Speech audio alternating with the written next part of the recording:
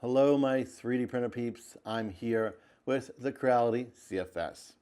When some people are buying the CFS, they are wondering what does it come with and what else do they need to buy.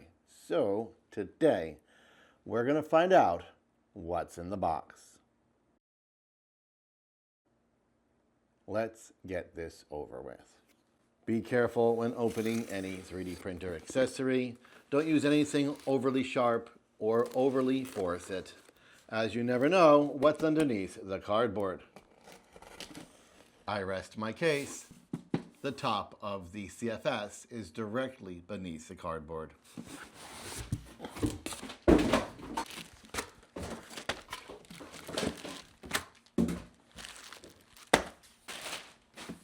Inside the box is this bag and your CFS.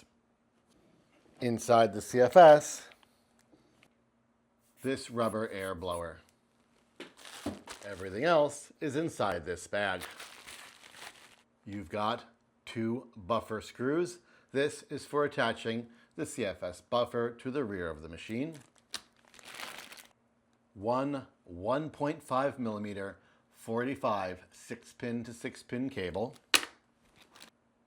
One 100 centimeter 6-pin to 6-pin cable. One 45 centimeter 6-pin to 6-pin cable. And a plethora of PTFE tubes. One of them is super long.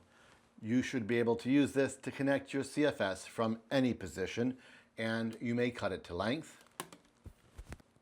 Only cut PTFE with a PTFE cutting tool. Several small replacement PTFEs for inside the CFS, and several really small cuts of PTFE. One CFS buffer, and one piece of double-sided tape, I suppose, in case you mount the buffer with the tape instead of the screws. Use the screws. Lastly, the user manual and some stickers. Remember these guys? Also, hiding inside the CFS, underneath the little trap doors with the holes, are desiccant packs. One more time, a whole bunch of PTFE, 2 sets of desiccant, 1 buffer, screws for the buffer and double-sided tape for the buffer, a series of 485 cables that will allow you to connect directly to a machine or daisy chain to another CFS, a bunch of outdated stickers, and the user manual. I'm Mr. Greg. This is what's in the box, and you're on 3D Rundown. Be careful when opening NT